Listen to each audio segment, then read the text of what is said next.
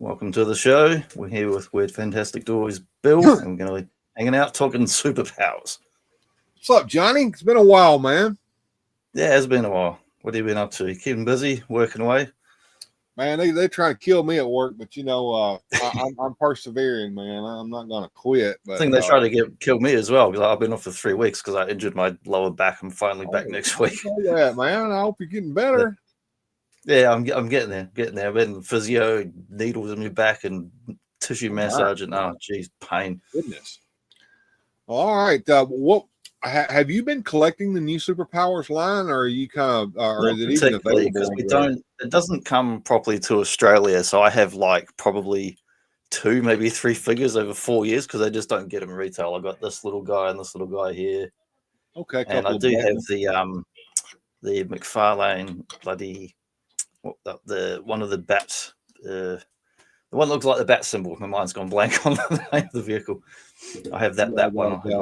That's called the Batwing, I believe, what you're talking there about. There we go. I think I've got two. I've got the redeco. I've got the blue one, and then I've got the redeco black one that also comes with that little helicopter thing. That the whirly bat, yeah. And yes. I got that set. I wasn't going to get that set at all because it was nothing but. It was on sale here online. Yeah. I found it on sale at Amazon for like really cheap, and I went ahead and ordered it. Hey, what can I say? But yeah, I went ahead and ordered that. It's got the all black vehicle sets in it. Yeah, so that's why I've ended up with like two of that Keaton figure now because the other one's on the box. But what about the vintage collection? I noticed that our background here is I pinched that from that one of those well-known YouTube channels. Just wanted a nice background. Beautiful picture, but yeah. Just let me know. Do you have any of the vintage figures at all? Only when I was a kid. I had the Superman and the Batman as a kid for many years, and at some point they got lost. I don't know when, but I've always missed them. I always remember them when they finally did the this version that Mcfarlane gave it the little C-clip cloth cape, and not like the first early wave were a bit rubbish. I was happy they did that ones because I can't afford to get a vintage Kenner one. I mean, maybe I could if he's missing an arm and no cape and probably no ears, but a dog chew toy version. But they're quite pricey to get a good condition. They are now. I had most of the first wave and some of the second and third wave when I was a kid. I remember one of my most treasured figures was the Superman in that line. I had Batman, Robin, Wonder Woman. I remember getting the Captain Marvel Shazam for those of you kids who don't realize that he used to be called Captain Marvel. Yeah, original Captain Marvel. Yeah, and I actually have my original Captain Marvel, and he's in pretty decent shape, and that's a hard figure to find.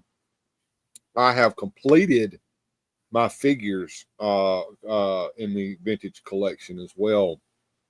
I have them all. I even have Cyborg, which is one of the hardest ones to get. Yeah, that's Cyborg. And then to have the back middle intact as well.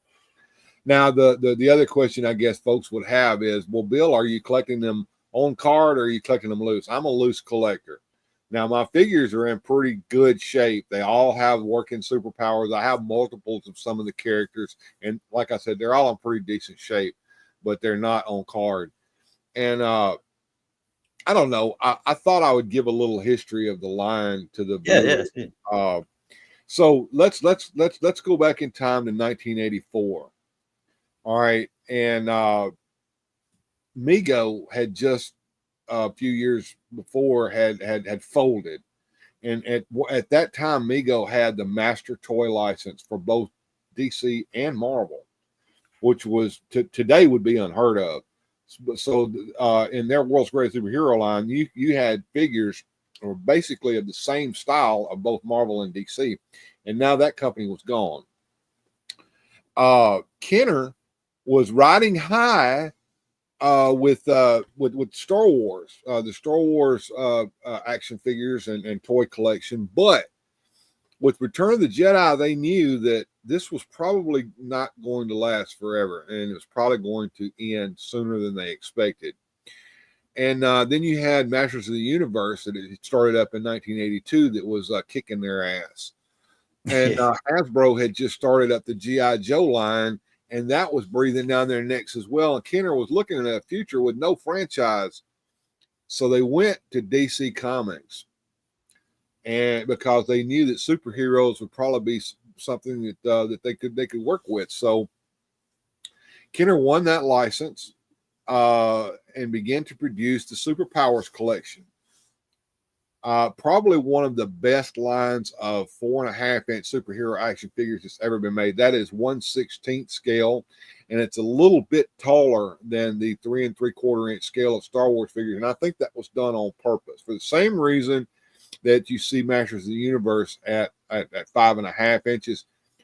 Our figures are bigger than your figures, so our figures have to be better than your figures. And where does the Superpowers line get its name from? Each figure had a hidden feature, a hidden superpower, basically. So, like Superman, if you squeezed his legs together, his arms would move. Aquaman, if you squeezed his arms together, his legs would kick like he was swimming in the water, and so on and so forth. Each figure had some sort of hidden superpower in it. And what was really neat about it was that the feature was hidden. You couldn't see it. Just by looking at the figure, there was no levers or anything on it to mess up the aesthetic, basically. And they produced a line, as you can see here in the picture, of a playset, the Hall of Justice, a line of vehicles for the figures to ride in, Batmobile, Lex Wing, the Lexor 7. Even the Supermobile got the treatment. But where did they get the inspiration for the design of these characters? They went to the 1982 DC Style Guide, and which was filled with Jose Luis Garcia Lopez's artwork that was done. Beautiful artwork. Yes, it is, and it was done to show licensees what the characters should look like, so that all licensees would use the same designs, not just go and try to find some comics and pull the designs out of. These designs were specifically for the licensees to use. And they even approached Jack Kirby and to do some artwork for the new Superpowers line as well. So he was able to come in and redesign his new gods and Fourth World figures, earning himself some royalties for the first time in his life from his creations. And then they brought in George Perez to redesign Cyborg and Lex Luthor, and it just went from there. And then, of course, Hanna-Barbera was producing the Super Friends cartoon, so they decided to get in on the action as well, producing first the legendary Superpowers show, and the next season they renamed it to Superpowers: The Galactic Guardians. And when they went with the Galactic Guardians, they used the designs from the style guide instead of the Alex Tuck designs that they had used before. So that changed. But the first wave is iconic, with Green Lantern, Flash, Batman, Robin, Hawkman, Superman, Aquaman, and Wonder Woman as the superheroes. Yeah, they definitely got like the sort of Silver Age looking outfits, like your 60s, 70s outfit colors. And very much. Well, it's more like Bronze Age. The Bronze Age, late Silver Age, Bronze Age outfits. And then we had, for villains, we had Brainiac with his new robotic design, Lex Luthor with his new power suit, and of course from Batman's Rogues Gallery we had Penguin and Joker. And I was telling Johnny earlier when we were talking in the green room that my first recollection of this line was looking on the back of a comic book and seeing this wonderful, and I'm gonna put that down here so they can see it. See if I can share this screen. Yes, I want to do that, and open this in a new tab. Yeah, comic books always teased me as a kid for stuff that we didn't get in New Zealand. We had superpowers, but there'd always be things that weren't available in video games and toys. I'd be going, oh, I want this and I want that. Right. I'm going to present this screen, and you can show it on the screen here in just a second. Sure. I guess we can edit this little bit out, right? Just amuse yourself at home, folks. Well, while you're looking for that, I'll just show a little scale comparison there of the old like these are modern ones, but that's Mego from like Apollo Creed. That's a little Mcfarlane Batman superpowers, and here's just a modern multi-skeletal showing the different sizes Bill was talking about before, different sizes and scales. So they're all, quite distinctly different, and trying to, go like our toys are different, as you're saying, where these are bigger and these are smaller. But you're not going to be getting, these guys in vehicles too easily, but these guys go great in the vehicles. I guess something's coming up down here. Now I got it on the screen. There we go. This was the original back of the comic book ad from back in the day that caught my attention. Get on the action with power action and decide the battle of good versus evil. And you can see there Superman, and of course they got the comic Lex Luthor there, but you can see all the figures down there. And when I saw that, I had Mego figures, which were the big, I guess 7.5, 8-inch figures. Yeah. And I also had the pocket superheroes, the little bitty ones that were 3 3/4 inches. And they weren't a lot to be desired when it came to accuracy, comic accuracy, but they were all we had, and they were okay. But when I saw this ad with cloth good capes, comic accurate, Superman's cape is attached somehow at his neck. As a kid, I couldn't figure it out by looking at the ad. I was like, okay, I'm in on this. I got to find them. And of course, they were at the dollar store. They were at Kmart's and places like that are and I was able to acquire most of the line, especially the first wave. I think I did not have Aquaman at the time. He was a hard figure for me to find. I had most of the other figures in the first wave. I don't think I had Flash back in the day either, or Green Lantern. So Aquaman. Remember what the first figure was you got? The first figure was Superman. Right. Superman, of course, I'm a very vanilla guy. I don't know if people know this. Got to be the most popular figure from the vintage line, I would think, because Superman was still on top then. It wasn't like later on, late 80s, 90s when Batman started more popular. Superman was still the king. Yeah, I think 1984, folks. I'm probably about 13, 14 years old. I'm a little bit too old to be doing this, but hey, back then we were still playing with toys, Gen X at that age. But Superman's my favorite superhero. He-Man is my favorite Masters of the Universe guy. I'm very vanilla. I love the main line of the thing, and I wanted to make sure that I had Superman, Batman and Robin, and Wonder Woman, and I wanted Aquaman because that's the main super friends. I never found Aquaman. I never found Flash or Green Lantern. But as an adult, I recollected all this whole line, including the figures from my childhood that were still in pretty decent shape. But I spent a lot of money, but at the time I was doing this, they hadn't burst like they did here a few years ago. They got really, really popular, and the prices began climbing. And why was that? Because people get older and start buying things on eBay and swap meets, and eventually buy up all the stuff that used to be cheap and was sitting around. Well, Todd McFarlane revived this line, and we never thought it would happen. Now, of course, of all the lines it could have been and should have been, it's like we're hopeful for, but didn't expect it to actually ever happen. I know. And of course, people, the line when Todd McFarlane revived it did not have the superpower function in it. They were just basic action figures. However, the first few figures in the first wave were a disaster, in my opinion. They definitely were. They were a bit of a mess. Yeah, he did course correct. Yeah, there we go. He did course correct later and get the stance right. He never got the knees right. The knees have pins in them. At least the cape was a bit improved. Remember the first ones were like too short and. Well, not only that, they were made out of this ribbon material, and they actually pinned them into packet so they would rip when you took them out. And I was like, that was Well, shocking. they had a hole in the cape where they had the Yeah, screw they had dinghy a little holding it price in, punchy plastic thing of them that messed them and up. they weren't made out of that vintage looking cloth material that was so pliable. They made out of this piece of ribbon cloth. Yeah, it was Awful. terrible. Like I have the I'm not sure if it was the first or second Batman they did, but it's based on the Jim Lee Batman Hush 90s art. And I'm like, it has no place in the superpowers line. That should be a 10th redeco, not one of the first or second ones you put in a vintage style line. Well, they couldn't decide whether they wanted to do nothing but new figures or they wanted to lean into the nostalgia. But what they found out was that people collecting them were people like me looking for nostalgia. Yeah.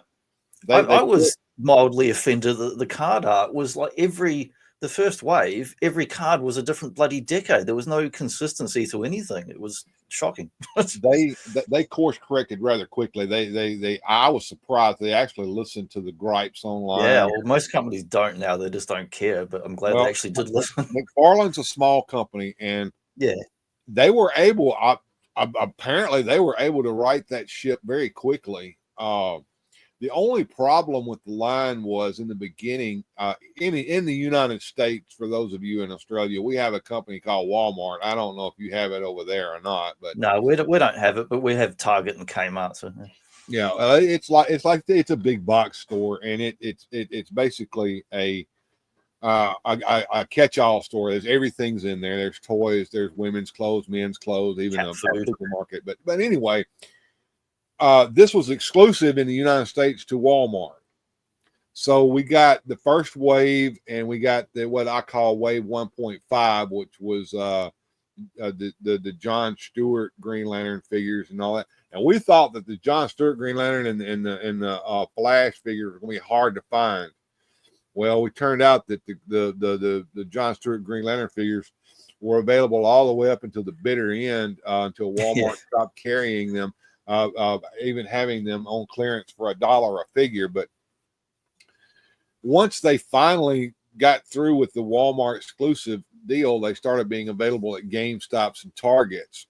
Target acquiring it after GameStop, but it was a hard line to collect over here. Yeah, if you wanted to collect by going to the store and seeing them. And that's the way I've always been, Johnny. I've always liked, going to the store and geeking out. Oh, look, there it is, and holding it in my hand and rushing to go buy it. Now you have to buy these online, and it seems like the only place to get them with any accuracy is from McFarlane's toy store himself. Yeah. So, and that's where I purchased most of the line from here lately, all the way up until the latest wave 11, which we thought for the longest time was probably going to be the last wave, but apparently at the last San Diego Comic-Con, there was an interview. I think our friends over at Just BSing showed that it's a very quick blink if you'll miss it comment where they were talking about the last line of Superpower, and they said, well, we're not quite done yet. We've got maybe a few more figures to do before we're done. And that's because Mattel has gotten the Master Toy license back.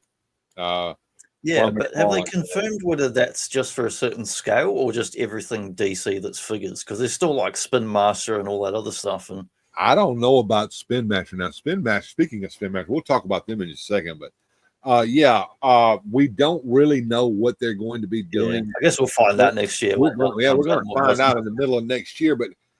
I have a suspicion that the way the announcement was worded, Mattel's got the master license back pretty much. Now I do know that some of the smaller lines they can split that master license up a little bit, which they did with Spin Master and Todd McFarlane Toys, both being able to produce figures. Spin Master, of course, producing figures more made for children to actually play with and collect. Whereas Todd McFarlane Toys was focusing on the collector market itself, even with these figures here, which were available in the kids section of the toy store, yes, but kids aren't buying these, guys.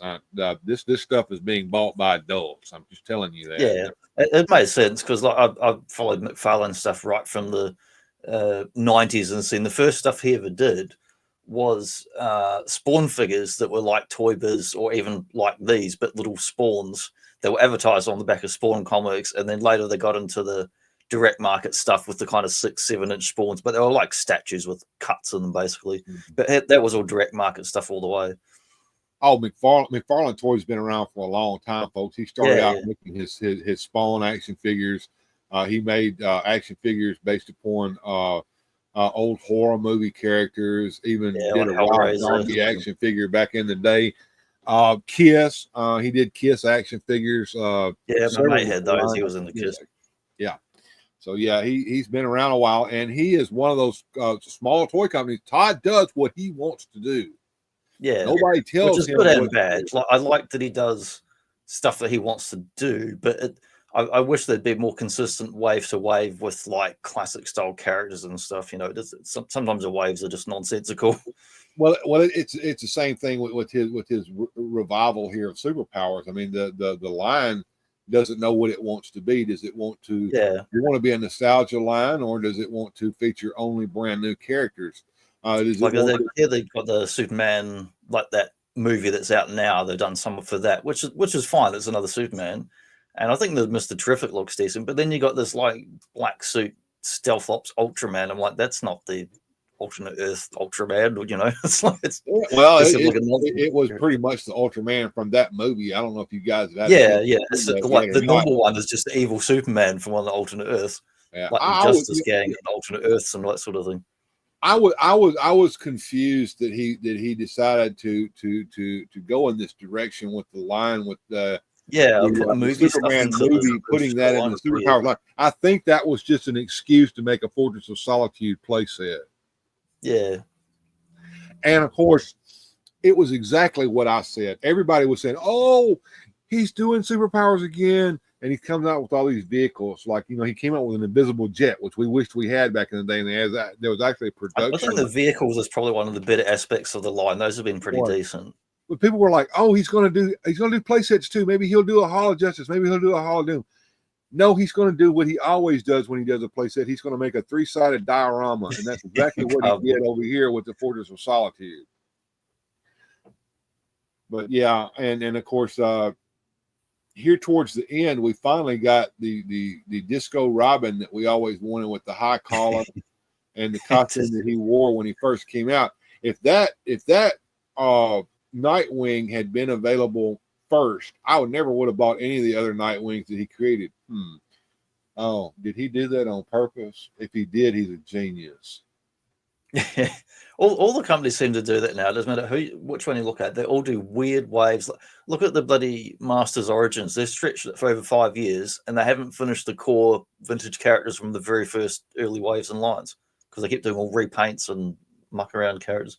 Well, I know today's show is about superpowers, but don't get me started on Masters of the Universe. Yes, I love Masters of the Universe, folks, and Masters of the Universe Origins has been a great line for me to collect because it's so nostalgic. Okay, I know a lot of collectors are into the Masterverse and before that the Motu classics figures that were done, but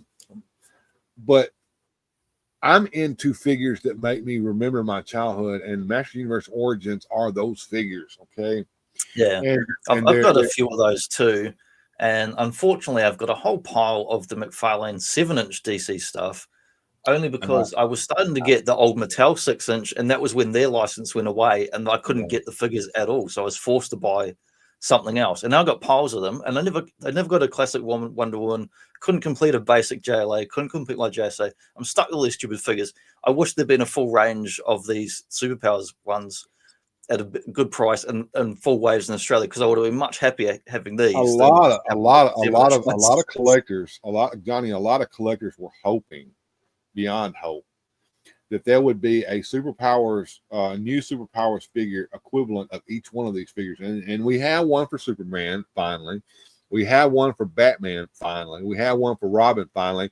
We even had one for basically Green Lantern, Flash, Aquaman, sort of, except for the head. But something that we never got was a Hawkman or, in my opinion, a decent Wonder Woman. It's very strange. Like, If he had done exactly what's on screen here in the first 2 years, and then done other characters and variants, and added in new characters like bloody Mr. Terrific and all that we saw a minute ago, added another characters that are more kind of like going into like 70s, 80s ones. So they're still vintage, but going slightly outside the original line, expanding the universe. That would have been cool. And chucking the odd repaint and other nonsense no one wants, who cares, to reuse the buck for cost.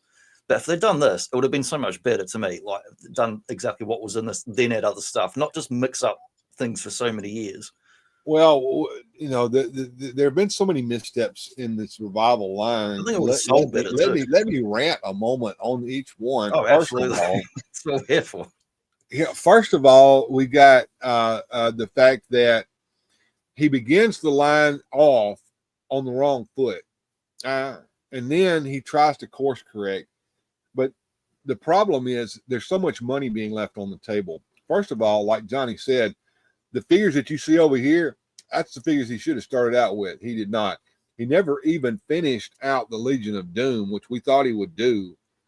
We still have a chance to get Lex Luthor if they really are serious about doing some more figures. And the other thing that he screwed up with is Todd's got this brain problem when it comes to female figures. He thinks they don't sell and they don't make money unless, you know, especially if they're being sold or marketed for children, which for some reason he thought this line would be marketed for children. No, we're buying it, Todd, us. To me, it's bullshit, because he's made female characters for like 25 years on his own toy lines. Exactly. Make some female characters in the superheroes line besides Wonder Woman. Make Black Canary. Make, for gosh sakes, Harley Quinn. He would have made money. Catwoman. He would have made money. Supergirl, money. Batgirl, money. Hawk Girl, so Hawkman can have his wife. Money. All that money left on the table. Too bad. So sad. And the other thing was he wanted to veer into these obscure characters like Animal Man and Dead Man. The casual person on the street doesn't even know these characters even exist. No, I don't mind Dead Man being there, but anyone that's like indie Grant Morrison characters, real nerd, it doesn't make sense putting them on the line. I don't know. I don't know who I don't know if Todd's directly involved in this or who he's got over there doing this, but there's been some mistakes made. Look, even the Cyborg figure that came out, and if you could flash that picture of Wave 11 up there, that'd be great. But there we go. That's a good enough picture right there. We can see Cyborg over there. Really bland, and his face does not look good. Well, here's the thing. The original Cyborg figure from the line, of course, it was in the last wave of Superpower, Wave 3. It was a vac metal figure. It didn't have any articulation in the knees. And it also had a removable arm piece here so that you could change out his hand. And it was vac metal. Well, with they released this figure here, which is okay, but it's kind of bland, right? Yeah, and, but, I mean, he's meant to look shiny at night. Even if it's not vac metal, you can still do a metallic chrome. Paint. They should have chrome painted it so that it shined. Sure. And the other thing, it would have been nice to have the arm feature, even if you don't have the superpower feature, have the arm removable and have a couple of other attachments that can go on his arm like the original figure. Look at this egg Mecha Godzilla. That's just gray, but it's still with nicer gray than what that Cyborg is.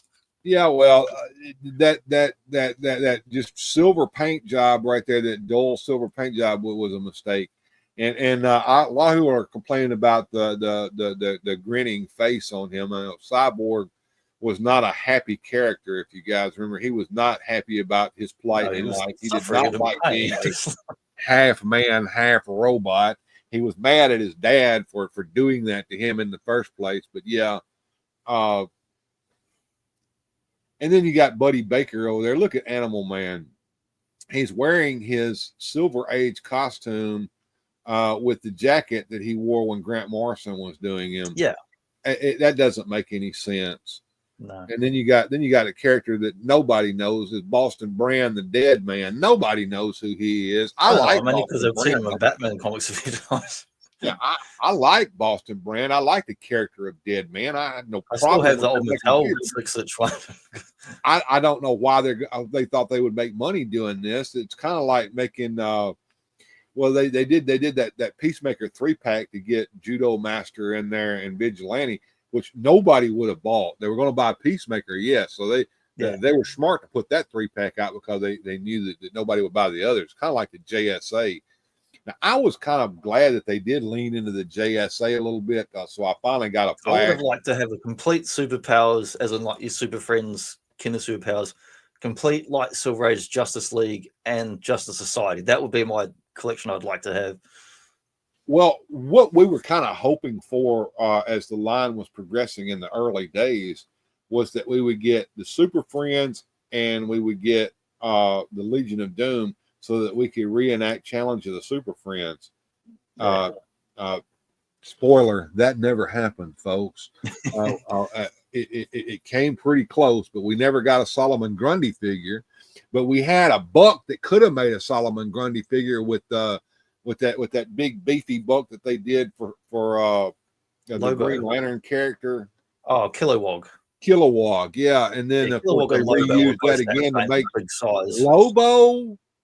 Yeah, why was he in the line? Made looked like he's a modern character. Yeah, the Lobo they made looked like he was from the cartoon show. Yeah, he was definitely like the Batman Justice League animated look to him. So, like I said, I don't know who's in charge of this line, but whoever it is, they need to be slapped. But and I guess we shouldn't complain too much, because who have ever heard of a line being revived like this, except for maybe Masters of the Universe? But yeah, I never thought I would see superpowers on the shelves again, and here they are. No, not with the amount of stuff Mattel put out over like a decade plus. They're like the Mattel classics, not the Masters classic, but the DC classics. Yeah. They did so many years of them. But yeah, it's been an amazing and strange little trip that we've taken here over this. I'm glad that at least they have put out a decent amount of total figures, so that there's a few garbage ones, but you can pick the ones you actually want out of it. Yeah, well, and I always wanted them to do some figures like, remember we had the mail order Clark Kent figure from the original line. Wouldn't that have been nice if we'd have got maybe something like that? But this time that's so easy to do. It's just a basic reuse, and and of course the original line also had its problems. We had stuff like Cyclotron and Golden Pharaoh created for the line that would never work comic book characters. I mean, what's that all about? But yeah, that was that was the Superpowers line from back in the day. And talking about the DC style guy again, that the line was based on. Why didn't Todd McFarlane use that? And I wrongly assumed that when they announced they were going to do this a number of years back, that's exactly what they were going to do. That was my impression until that first wave came out, and I was like, "What?" The card out is what threw me off more than the figure mistakes. Yeah, there was the scale mistakes where people, I didn't have any because there was none in Australia, but people overseas, on YouTube had that first wave, and they were showing their vintage ones with that first wave and how the sizes were different. And it's like, what the hell's going on there? Then there was the differences in the buck, and the likeness is looking a bit screwy in the faces, not unlike the first wave of Masters Origins where the faces weren't great. The card art I was looking at the card art was just all over the place. There was no consistent. Pick a bloody decade and stick with it. It didn't make any sense. Look, the DC style guy was re-released by a company called Standards Manual. Yeah, I couldn't get it less. I don't know how much it cost in Australia. It was like too much. Yeah, it cost me a pretty good penny to get my hands on and then one. The shipping to here was just killed it. I really wanted that. It's amazing. I've got mine here. It's not complete. They did the best they could to complete that thing, and even include the 84 update that they put in there. But why couldn't he have used that? The style guide, as far as DC has, it still exists, but it is now a digital file. and it is continually updated over the years. We don't know what all is there in it. We do have some ideas, but he should have used that instead of just doing whatever the hell he wanted to do and coming up with crap.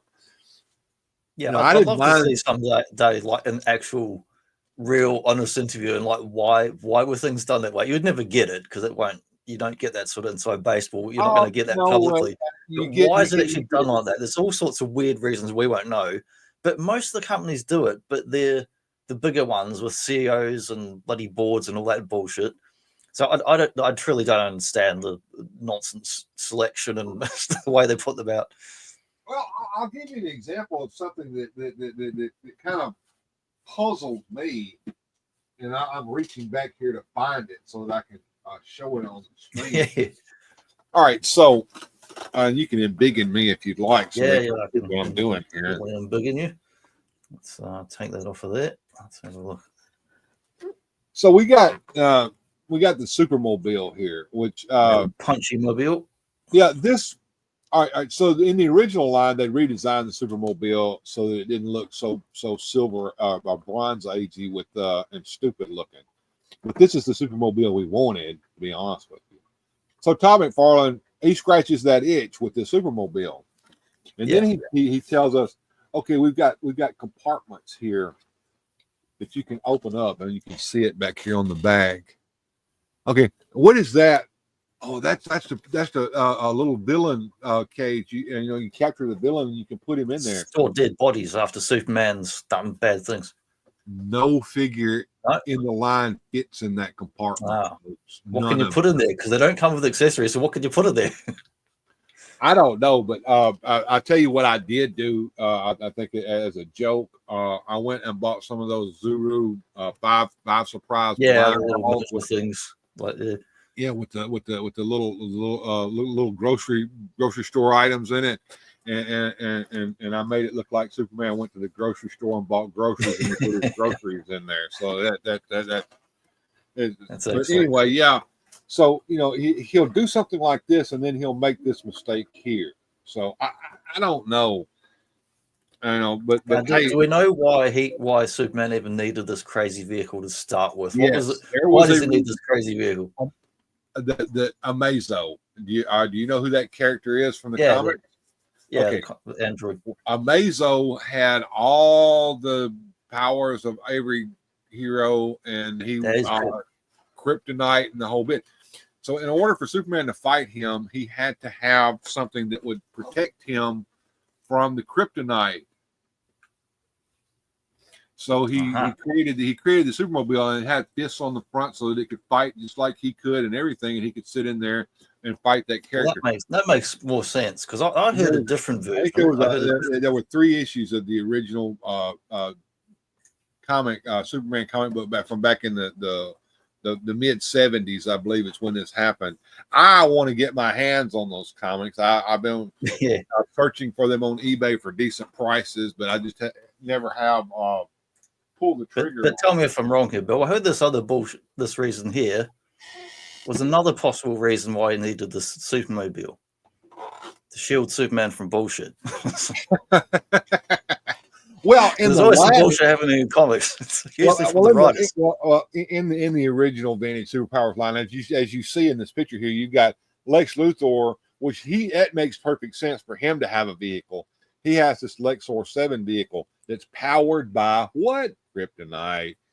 So let's have Superman have his Supermobile vehicle, but this Supermobile 50s War of the World style here. This thing, it doesn't look like the Supermobile. It looks like some sort of a spaceship on the same lines as the Lexor 7. I was underwhelmed by this design, and of course, they did do a update page in 1984 for the style guide to show the new superpowers designs for the Batmobile and the Supermobile, but everything's got to change just a little bit, I guess, Johnny. Yeah, there's so many Batmobiles. I never was able to get any of those vehicle ones, like vintage or modern from there. Nothing beats the original Superpowers vintage Batmobile. That is probably one of the best. Yeah, that's a really good toy. toys, it's like, as far as vehicles for an action figure line go, it's like Castle Grayskull was as a playset for He-Man. It was the perfect vehicle. It had action features. It had headlights that you could make open and close. It had a battering ram in the front. It had a villain catching claw that came out of the back. When you rolled it, it made a little sound. I mean, it was a 2-seater. Most Batmobiles are 1-seaters, and you can only put Batman in it, but you could put Batman and Robin in this Batmobile. Yeah, I wanted to get the Mcfarlane one they did that was similar but not as good as that vintage one. I couldn't get that either. The only thing I do have from years ago is the big Mattel one, and I did Mattel old Adam West figure, which was not great, but then I got the McFarlane version of that, and it fits real nice in the Mattel vehicle. And I used some little tweezers to get the seat belts actually on properly as well. Okay, the McFarlane. Once again, let us rag on him a little bit, because he did a terrible version of that old Batmobile, that Adam West one, where it was way too small and missing most of the details and features. The scale's off on it. The scale is superpower. Yeah, the scale was way off for a 6-inch line. Yes, he does 6-inch figures and not just 7-inch, but he does it in the Batman 66 line or this new Super Friends line. Yeah, like the new Adventures ones. But anyway, I was very lucky. My missus gifted me that big old Batmobile from Mattel, because I had that for years with no figures at all. Todd McFarlane's Batmobile, on the other hand, doesn't fit the 6-inch line. It fits superpowers. So I actually put my superpowers figures in that Batmobile. He did the same thing with his Batcave playset that he came out with, which is just a diorama. But it was actually a nice plastic diorama instead of cardboard, which I appreciated that. But it was the absolute wrong scale for Batman. So Batman has to squat down and lean down like this right here in order to use his itty-bitty tiny bat computer.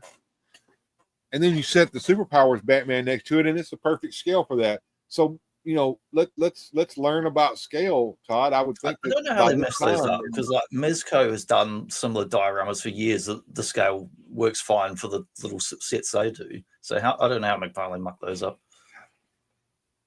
You got me, man. You got me. I don't know. Apparently he listened when it came to the dioramas for the Batman 66 line. The Bruce Wayne study and the villain layer are actually scaled properly, which that pissed me off, because the Batcave is not scaled properly, but it works with superpowers. Now I can't use the Bruce Wayne study with my superpowers because that's frustrating.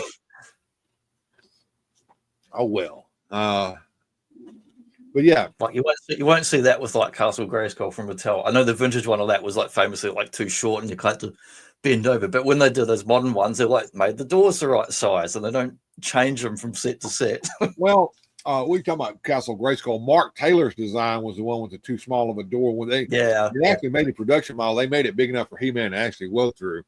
But the thing is, he's the same guy to blame why Shredder is all squatted over in the Ninja Turtles line as well. Yeah, if you don't know, your viewers might not know this. Mark Taylor, when he left Mattel, he went to go work with Playmates and work on the Ninja Turtle line. But yeah, and speaking of Mark Taylor, I think he was involved with Formo Toys there when they were first getting ready to release their Power Lords line that became Legends of Dragonheart. That's my latest what I'm working on. Johnny knows this because he's been watching my show. But yeah, I'm kind of moving off from Mattel's Masters of the Universe Origins. Love the line. Well, they should have finished it by now. Played out. It's kind of played out. Once again, getting off of the subject of superpowers and on to Masters of the Universe. Over here in America, once again, that line started out as a Walmart exclusive, and Wave 2 was to be released in Walmart. Well, Walmart was like, well, we don't need Wave 2. We still got plenty of Wave 1, so they never ordered Wave 2. What Wave 1 was what we had in Australia, and the Battle Cats. There's still Battle Cats around now. Well, here's what was really frustrating. So Wave 2 comes out. Walmart doesn't carry it. Nobody else is allowed to carry it. Mattel has got all this inventory that they can't get rid of, so they ship it all overseas and they sell it in Europe. Yeah, and we don't get that's the the vacuum that when Toys R Us went out of business, they used to be the biggest global seller of all the mass retail that stuff. was When they went away, they lost all those warehouses and that inventory capacity. So, and then you had these shitty stores like Walmart they had to do the deals with. well. Here's the thing. Okay, in order to produce a toy line, there has to be a certain number of units produced for it to be worthwhile to get the toy factory to gear up and start producing the toys, or the plastic factory. Those plastic factories don't make just action figures, folks. They make stuff like Tupperware, bowls, cups, plates. That stuff right there is easy to make and makes them lots of money. Action figures, on the other hand, are hard to make and don't make them nearly as much money, and cause you have so much more to do, deco, So many and all pieces. that. So in order to gear up a toy line, you have to have a certain number to get it going. So Mcfarlane or Hasbro or Mattel or whoever, they have to get together and figure out how many places are going to carry it and how many units that they're going to order in order to get a line off the ground. Back in the day, Toys R Us alone, their order would be enough to get a toy factory geared up and going. I would used to see like Japanese Transformers and like the Takara brand rather than Hasbro in the Toys R Us store because they would get stuff that other stores couldn't get. And you're a lot closer to China and Japan than I am. I'm pretty sure that you guys have an easier way of getting some of that stuff, I would imagine. Tell me about that. I would hope, but if you want to go on AliExpress and find random stuff, that's about the best option. But we pay like pretty much the highest prices in the world here for action figures in Australia. Goodness. Well, then the crazy thing is we're closer in the global logistics in the sea lanes, but we pay the most because I don't know why. Well, I hate to use the ugly word because everybody's all pissed off about tariffs here in America, but I'm pretty sure that y'all have to pay tariffs as well, if I'm not mistaken. The prices have always been high here. Even like 10, 20 years ago, they were still higher than the rest of the world. Like we get import Australia taxes. Is not an island, folks. It's actually a continent. It's the 7th continent, but it is it's mostly a desert with people around the edges. By the ocean on all sides, so everything has to be shipped in. So I mean, I'm sure that a lot of things are manufactured there in Australia, but a lot of stuff that y'all get has to be imported, if I'm not mistaken. Yeah, like they used to have all sorts of industries here. They used to manufacture cars like Fords and Holdens. A lot of them went bust and out of business. In WA, this state, the money here comes from all the mining, of course, up north, all the metals and ore and all that. But then they ship a lot of that over to China to process and turn it into steel. Right. Okay. Well, let's shift back over to Johnny for a minute. What are you collecting these days, and what have you got your eyes set upon? I'm sort of winding down a lot of things like the Masters. I wish I'd been done 2 years ago, but there's still a few of those I'm picking up. Like I just got those what was it, Dispara and the Hordak. They had the spiky mohawk head. That was because I got that for retail, so I was happy with that. I picked up the Thundercats Motu ones, like I got the Mumra, and that's the other head that comes with him. But I'm winding down those. I like that Skeletor head. So, are you into the cartoon collection? I know that's kind of big. Yeah, I got that Grizzlaw this last week. I got the Grizzlaw and a couple other ones. I'm not particularly going for the cartoon collection because I actually have the Mattel Classics cartoon. Got the Grizzlaw, the four-legged dude, and a couple other ones that I got quite cheap off an Aussie collector a few years ago. And I just put them with some Masterverse ones because it's the same basic scale. But I really love the Filmation look because I love the She-Ra show. It was always the He-Man show. And I love all the Lou Scheimer designs and all that. That's cool. But yeah, I'll be getting Street Fighter 2 figures. There's only 16, 17 of those to collect. And I've already got 3/4 and there's a few more to come out in the next 6-8 months. Okay. And pretty much wrestlers. I'm always picking up wrestlers, but you can go on eBay any old day and pick up stuff. I'm trying to get a Vader at the moment, older one from Jax rather than Mattel one. I was rather pleased that they were doing the WWE superstars in the Origin style. Yeah, they were cool. I have a couple think random ones there. Michael Caine and out Warrior. now too. I found myself getting to the point where all of this stuff is going away again. Superpowers is not going to be around for very much longer. Origins is about to the end. I'm about Origin out, to be honest with you. When I got Rio Blast and Modulok, I was like, okay, I think I've gotten far more than what I lied and said I was going to get. I wanted the Snake Men, and from the beginning of the line, I like Snake Men, but they took forever to get them, and they've done a few now, but you couldn't consistently get decent ones of them. And the multi-pack they did was all like reparts and reuse in different colors. I really wanted, and that just couldn't get it possible.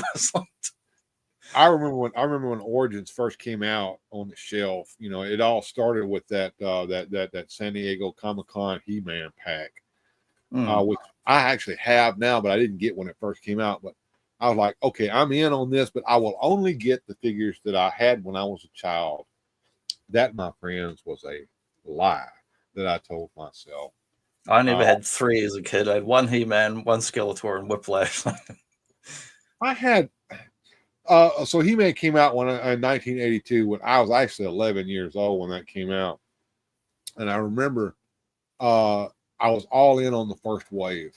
I got He-Man, Beast-Man, Man-at-Arms, T-Law, and then I ended up with Stratos, and I had all the first line. I had Castle Grayskull, I had the Battle Ram, I had Battle Cat, I had they didn't do the Battle Ram in the modern ones. They did that flying skiff thing, but they didn't do the other Sky Sled, but they never created the actual the back end of it, the Battle Ram itself. I wish they had done it. Because they said they would. That was a lie. But yeah, I was all in on that. I got a few of the second wave, and then I kind of quit because I was about 15, 16 years old then, and my interest went elsewhere. Yeah, we're looking at naked Stratos pictures in magazines. No. No, he didn't exist back then, except in the comic books.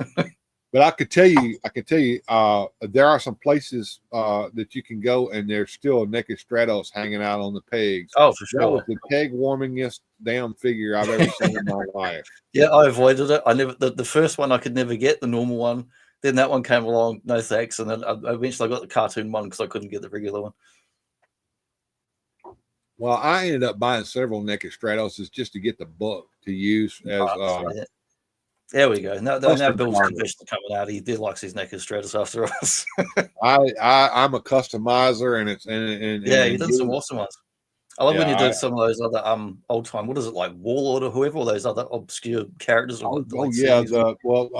in the day, when Mattel released Master Universe, of course, that always brings out the copycats, and a company called Remco got their hands on the license for an obscure character called the Warlord from DC Comics. And I actually have a comic back here that Mike B sent me. This is the Warlord right here. You got that like Thor helmet, but then he's got like the Dirty Harry gun as well. What's going on? Well, he was actually an airplane pilot in the Air Force who ended up inside the Hollow Earth in Skartaris. I've never ever read any of them. I've seen pictures of the character for years, but I've never had anything to read of it. Now, anyway, so they got their hands on the license to do that, and they decided to copy the style of Masters of the Universe figures to do that. They didn't do a direct copy of the way the figure was made, but it looked very similar in that squatty stance. It looked like they're going to the bathroom, and they got their arms. That where you're in the rack doing your power squats like Arnold. Yeah, it's basically a wrestling stance. Yeah. And of course, they had big muscular arms and big, roided out muscle bodies and everything like that.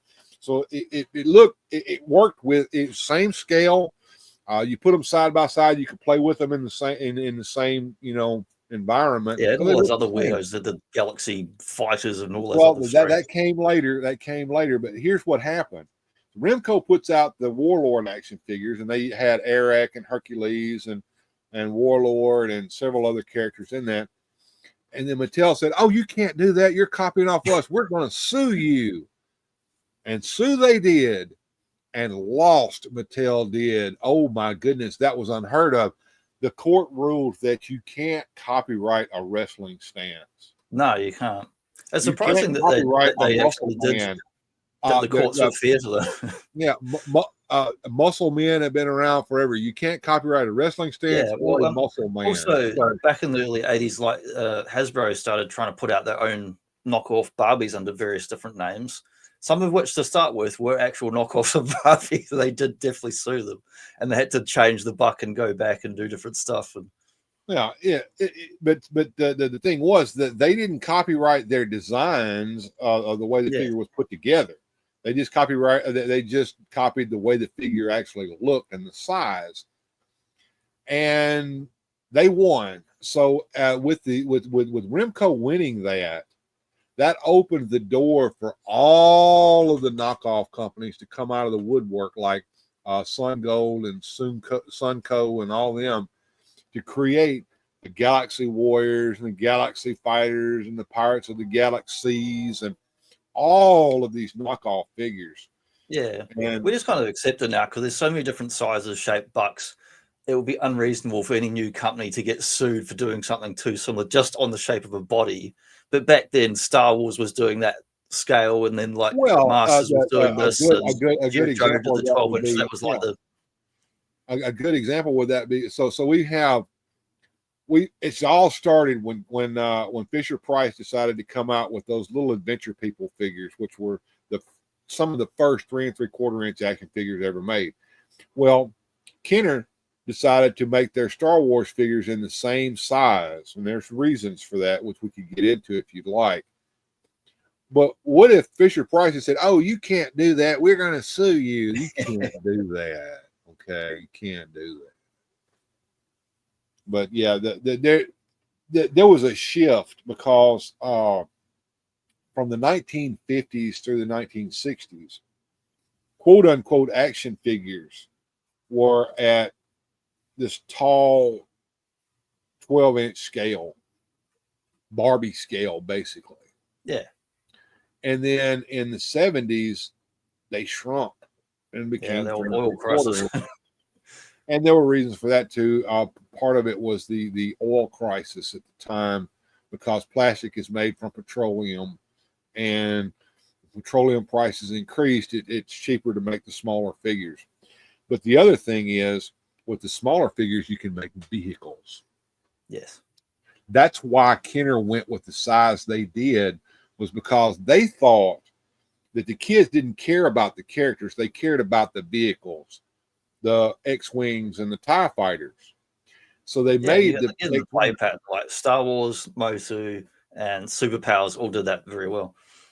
And so, they created the figures as an afterthought. Well, we'll go ahead and create figures so they can put them inside the cockpits of the vehicles. And then the figures ended up being where it was at. And of course, the whole... Well, they got lucky that people wanted extra characters and stuff. Because, I mean, it could have bombed. It could have been a couple of waves and done. What if Star Wars had bombed and not got any sequels? They would have been stuck with a load of plastic. Well, the thing is that they went to several different toy companies, and they're like, it was unheard of to make toys of a movie. The movie comes out and then it's gone. Who's going to buy the toys after the movie's out of the movie theater? It was a gamble, and Kenner was the only toy company that bit, and it sure changed the way we play with toys. Yeah, and at the time, science fiction was associated with like real kind of chintzy, like Battlestar Galactica TV show, that kind of quality of stuff that no one's thinking it's going to be a quality movie. They think it's going to be something big. Battlestar Galactica is a whole nother kettle of fish. We'll go into that in just a second. But here's the thing. All right, so what was science fiction? It was either cheesy 1950s stuff like the green slime or something like that, or it was this mind-blowing stuff like 2001 Space Odyssey that was kind of a little bit above anybody's head. or stuff like that. But Forbidden then Planet Lucas was a good. comes in with Star Wars and changes the whole game. When Star Wars came out, the people were lined up around the block just to get in to see the dang thing, and it stuck around for 2 years after it was released in 1977. It was still circulating in the movie theaters. Well, back then they didn't have these big tentpole releases where it went everywhere. They actually had it traveled from movie theater to movie theater. You had to find out what city it was playing in and go there to see it, or wait for it to come to your town. Yeah, like a band being on tour. Don't have all the simultaneous releases like we do now. Yeah. But Battlestar Galactica, that was Glenn Larson television production, and I think overseas it was released. The first 2 episodes were released as a movie, but Lucas thought that they were ripping him off, and he sued them over that. I think that was quietly resolved later. I don't know who made any money off of that. Probably just the lawyers. But yeah, that was interesting as well. Yeah, and I don't know. Like I said, I'm kind of moving off of superpowers because that line's coming to an end. I'm kind of moving off of Motu Origins. That line's coming to an end. But as a toy collector, I don't know. I know I've gone through several different lines over the years. I'm more nostalgic. I'm looking for those figures that give me that nostalgia, and I'm telling you, especially with the Warriors of the Galaxy and Legends of Dragonor, which is basically Galaxy Warriors redone. I'll grab a figure over here. I'm kind of getting that feel off of these guys here. Yeah, that's nice.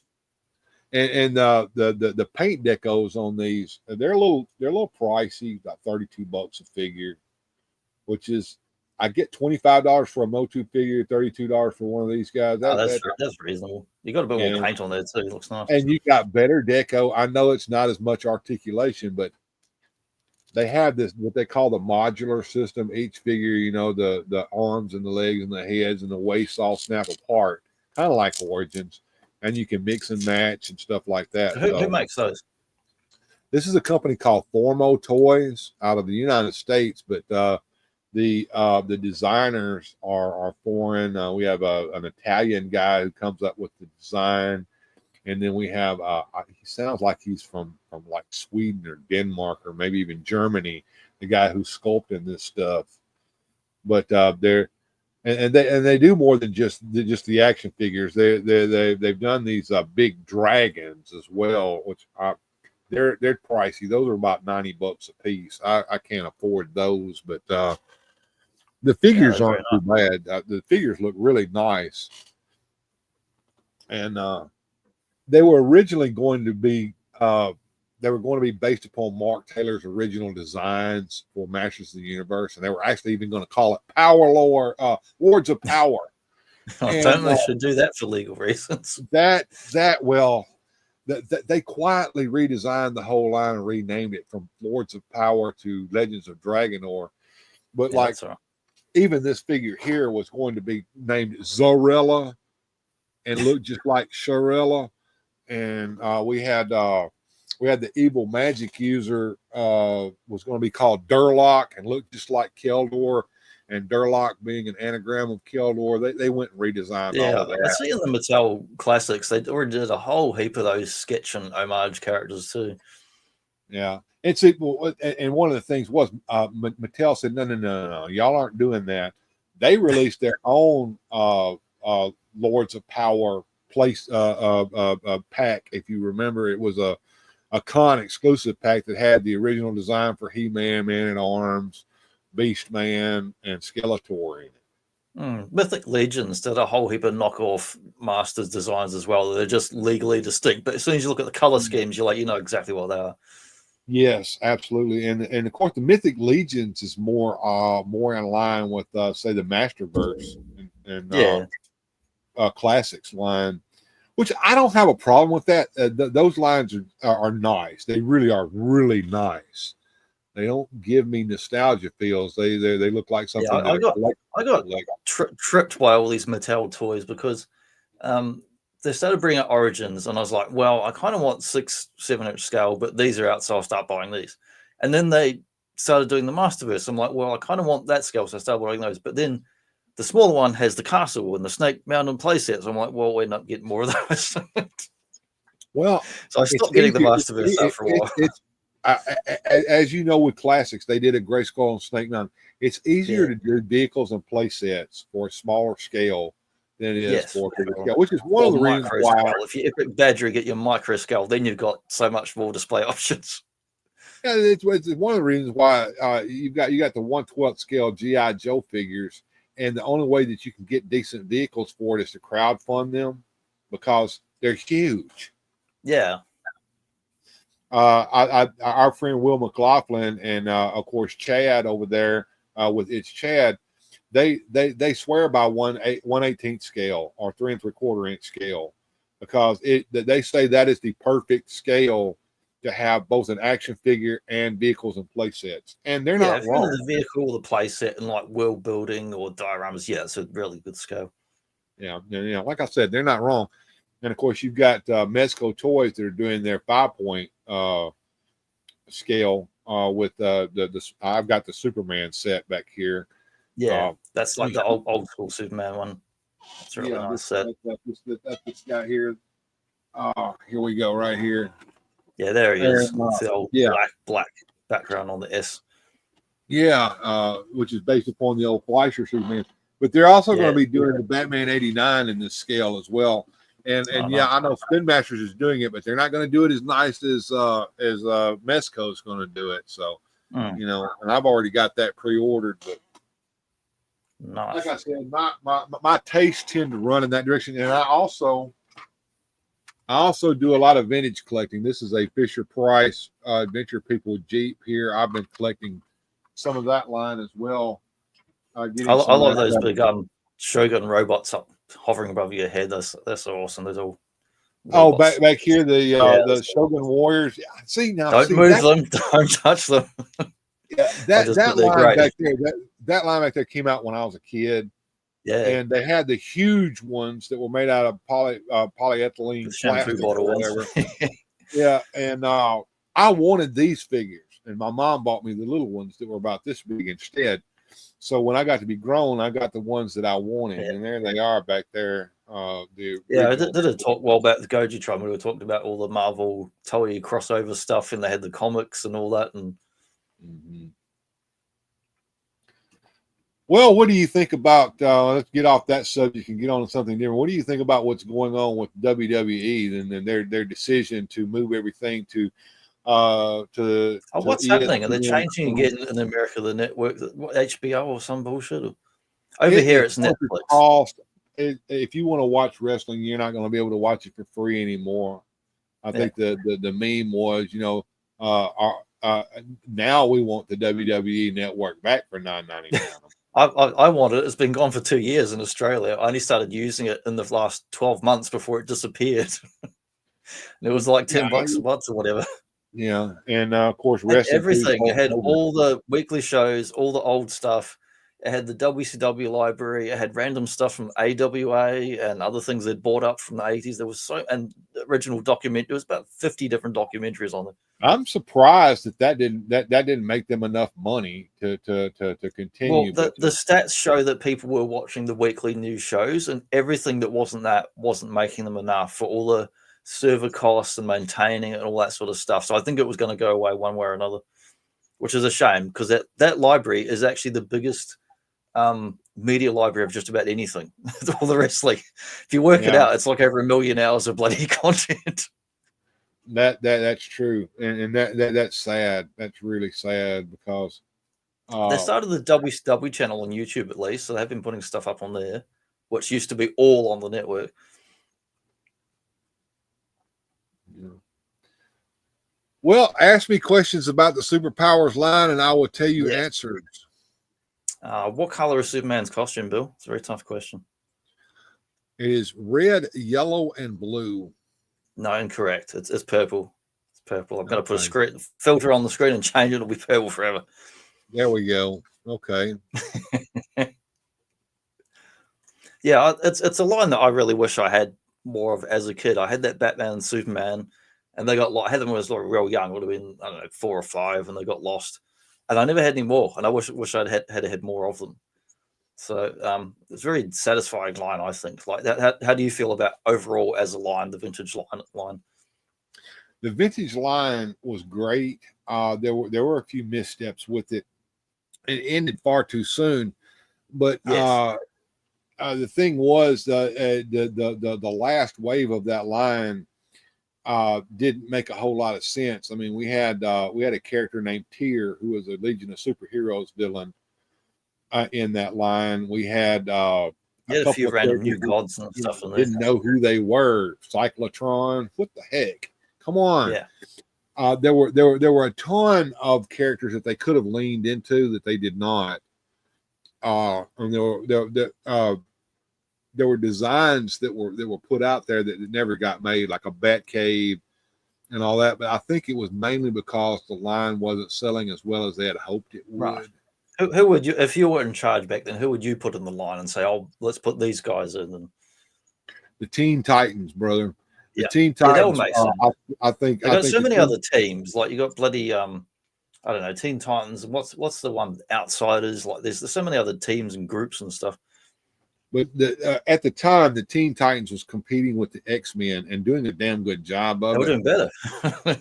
And I think that would have printed them some money if they had, and they actually had designs for this. They were going to do that. They were going to do a Titans Tower, the T Tower. Yeah, They were going to make Nightwing, and they already had made Cyborg, and they were going to do a couple of other Teen Titans. They were going to do yeah, the that would Teen make Titans. sense. I just got That would have a made new that would have made them some modern money. update trade of that original Titans run. That would have made them some money, but of course it was too late by then. The writing was already on the wall. Anything that they had designed for Wave 4 was just stayed on the design sheets. It never actually got done.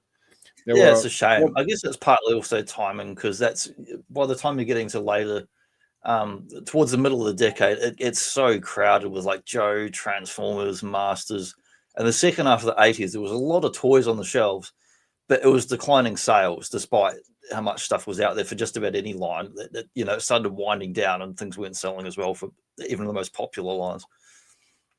what was interesting was so things changed in the year 1989. There was this little movie that came out that caused a big old stir worldwide called Batman, and it had I Michael thought you were going to say Keaton. the Masters Universe movie. That was an all-time classic. Dolph Lundgren. No, when the Batman movie came out, by then Mattel had abandoned superheroes altogether, and this little upstart company called Toy Biz had gotten the license from Yes. DC Comics, and was basically putting out action figures that were ripping off the Superpowers line. So Yeah, they right did. They did. A and right mate around, in Australia, Zazel, he did a whole series where they were comparing those ones and showing how they ripped them off before they yeah, started doing well, their own proper it books. all started with Batman '89. So they just got the license from DC, so they started releasing Batman figures. They had released Batman. I think they released a Robin figure. He wasn't even in the movie. They released a Joker figure and Joker's goon, and that was the first figures that they released. And then they released a Batcave playset and a Batmobile based on the movie, and I think even a Batwing. And then Toy Biz Don't did forget this those. penguin here turns up again. Yeah, and then they went with the world's greatest superheroes or whatever they called it, and DC superheroes, and they basically ripped off the superpowers line. They took the figures and they made Yeah, molds of the figures and yeah, released and their a own lot, a figures. lot of companies do that. I mean, it's probably less common now, but back then, a lot of companies would buy a competitor's product for reference to see what we're competing against, size, scale, but would actually might use it as a dummy or a mock-up or put some sculpt on top of it. But you're not supposed to then use any of that when you make your own thing. You're supposed to make a legally distinct, different thing. That's just tooling and mucking around. Well, nobody got sued over that, but Surprisingly, if they did it now, they would. here's what did happen. Kenner sat there and said, "We could have made all that money. Let's get the Master Toy license back and Yeah. get this away from this upstart company," and they did. And right around, it didn't like I said, Toy Biz didn't last long. They moved on to Marvel, and left DC, you know, in the Yeah, they dust. kept the Marvel going right through 2000, then post 2000 to the bigger scale. But here's what Kenner decided to release Batman figures using the superpowers design. No superpowers in them, Oh, yes. no knee articulation, but it was the same figures basically. Yeah, even when you saw the Batman animated ones, they still basically look like the superpowers ones. They did. And what was really nice about that was all of the play sets and vehicles that came out with that were compatible with your vintage superpower, so you could play with them in the same scale. So the Batman, Batcave, Bruce Wayne manor back here, you could play with that with this is a $5 eBay bootleg, but look how similar it is to the ones. It's the same. It's almost the same buck. It's the same size. That's from like a 90s figure from that era, but it's like, but it's a 4.5 inch scale that it works well. And the Batman animated series villains work well with superpowers. So if you want to have a poison ivy basically for Batman to fight, you can use the one from the Batman animated series collection. But yeah, once again, the vintage line left a lot of money on the table by not doing any female action figures except for Wonder Woman. Yeah, Wonder Woman seems to be the only female action figure in the superpowers line. It's sad. It was Isis. Oh, they could have done that too. Since they did Captain Marvel, they could have done Isis. That's obscure. Yeah, Mary Marvel. Like, they've got a heap of. I mean, they own so many bloody characters they acquired from other companies. I'm telling you, Joneser was right. If they had just done a Harley Quinn figure, they could have made money. That would have made them tons of money. Yeah, Harley she's very popular. Like, they've done her in everything. They've done her in like Barbie dolls. They've done her in like kids, different size and shape stuff and everything. Yeah, I don't know. I don't know. And I wish that they'd gone a little bit further with the Fourth World characters that they had started out with Mr. Miracle. Why not do Big Barda? Why not do Orion? Well, they did Orion. Well, let's do Light Ray to go with him. You know, that Dark Side they did was very nice. That Dark Side is a classic. That is a beautiful figure. It absolutely is. Only Dark Side and Doctor Doom can get away with wearing that little man skirt. And of course, it was really great that Kirby was able to make a little money for a change on that. Yeah, well. It's horrible how he got ripped off so bad for all this stuff, and not just for the all the usual comic art stuff and the stuff in the 70s and Neil Adams fighting with comic rights, but all the animation stuff that was unlicensed that they didn't, it was licensed, but they should have been paying bloody royalties to Kirby and everything, but they weren't. Well, it was a whole different world back in those days. Yeah, it was. It was very different. Siegel and Schuster sold away the rights to Superman for a few $100s. Yeah, that's one of the greatest bloody tragedies. Well, it was the same thing with Batman. Bob Kane screwed over Jerry Robinson and had a lawyer in the family and locked it up pretty tight early on. Yeah, it was all a mess. Well, the positive side of that, at least companies like Image Comics in the 90s, the early stuff, not great comics, but that led to them having their own version where they're like, any character you create, you own that forever with our company, and it's in the contracts, and it doesn't matter if you leave the company or any of that, or any merchandise, it all goes to you. So it's good it led to stuff like that at other companies down the track. Yeah, and of course, even Marvel and DC now have changed part of the ways that they do that as well, creator owned stuff. So it's not as good as it could be, but it is a lot better than it was back then. Yeah. But yeah, that seems a good place maybe to wind up. We've had a good old chin wag. Yeah, kind of winding down here. But yeah, I'm curious to see what his quote unquote last few figures are going to be.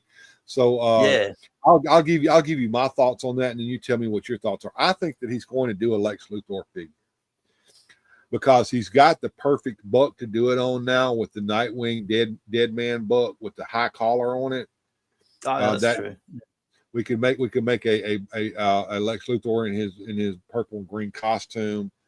I'm surprised he hasn't done another Superman Batman repaint. I look forward to seeing sarcasm, by the way, a mullet Superman. If you remember from back in the early '90s, mullet Superman, possibly another Teen Titan figure or something like that. More obscure things. What do you think he's going to do? I think he's going to wait till the very end of the year and the very last week. And it's going to go Gimp Batman, and he's going to ship it straight to your house. He's just to mess with you. And what he's referring to the Batman Who Laughs, which was in that first wave. That character had no place in the line whatsoever. Mistakes that they ever did, and I never bought that figure.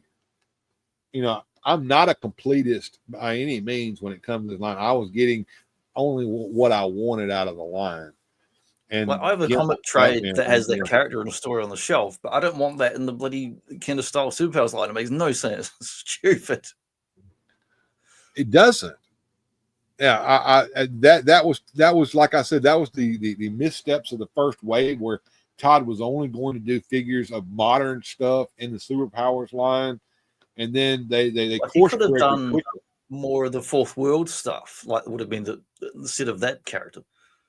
Well, the other thing was, if you look at that first wave, they had Darkseid in it, but the Darkseid design was the new design, not the old design. Yeah, he was like a modern design, like New 52 or some shit like that. Well, he quickly realized kids didn't give a crap about that line at all. It was only us old guys that wanted nostalgia. They course corrected pretty quickly, changed it over to more vintage looking figures, more Bronze Agey looking figures, more 80s looking figures, if you will. And the 7-inch stuff, they did several dark sides as well. Most of them are awful. It was a terrible movie one and some other rubbish. And then they finally did a classic one. I actually do have the 7-inch classic one with the little skirt, the light blue and all that. So I was happy to get something of it. Yeah. So, you know, hopefully I would hope that he does a Solomon Grundy figure. Yeah. He's got the buck for it. Do it. Yeah, that'll be nice. We'll see what comes out from them. I don't know if, you know, like I said, they said they still had a couple more figures to do and they weren't done yet. So, you know, that's something to keep us with bated breath until the end. But we'll wait and see. They'll crank something out. Maybe it'll be another bloody concept Batman with no paint on it, and you have to color it in yourself to save some money. Well, you know, we were ranting earlier about some of the mistakes they did. Well, one of the things that they did do that a lot of people were complaining about with all these bloody repaints of Batman and Superman, redoing Batman and Superman. I don't like there's so many crap ones. So many awful ones. You know, I never bought the Thomas Wayne version of Batman either from New 52 or whatever it was. The only repaint I do actually like is they did the Jiro Kawada 70s manga Batman. And that was just a redo. And it's actually the same as the very first wave, which was the Jim Lee one. It actually looked better as the manga Batman. Yeah. I didn't get that, by the way. I got some of the Batman repaints, but when that Detective Batman came out, that was the Batman. If that had came out in the first wave, I never would have bought another Batman. Yeah, like I was happy to get these two because it's the two I really wanted. No, the black costume and the classic costume, you know, with the better, you know, that's more like the style face with the little eyebrows and. Yeah, that is actually a really sharp figure. And if I were going to put a display of the superheroes from the superpowers lineup, I would probably replace my vintage Batman with that Batman for the picture. Yeah. But yeah, I think we'll finish up. It's been awesome getting to catch up with you, Bill. Been great, man. And let's do it another time. We can do another different topic. There's so many things we can talk about down the track. We've talked about more than just superpowers today, but we can get in Masters of the Universe. We can get in some modern stuff like Legends of Dragonor. But hey, y'all go over and check out my channel at Weird Fantastic Toy Adventures, Yes, and you can with see Fantastic more of Toys. all of this. I'll chuck it in the And show description as well, and I'll put that in there. I appreciate that. I'll also I'll show you. I'll give you a link to my blog as well. A lot of the stuff that I'm doing now on the YouTube channel is over on the blog. But if you go back to the old stuff I did, I used to do blog posts on there, and there's a lot of cool information on there. And Grindhead Jim said he found me through my blog because he was collecting superpowers himself, and he used my blog and blog posts about superpowers and to help him in his collecting. So I kind of find it rather interesting. But yeah, anyway, I used to do various blogs and stuff. And it's a shame now because everything's become like video content and social whatever. So a lot of the good quality blog sites now just get buried in search even when I'm trying to look for something, I know it exists. Yeah, well, Google's useless anymore because it's Google terrible. I've seen it getting so bad over the last decade. It's just gotten worse and worse. Absolutely, but hey, you know what I always say, Johnny, when it comes to the end of a show, stay fantastic. Keep on collecting, and we'll see you next time right here on the Johnny Sorensen channel. Okay, thanks, Phil. We'll catch you guys next time.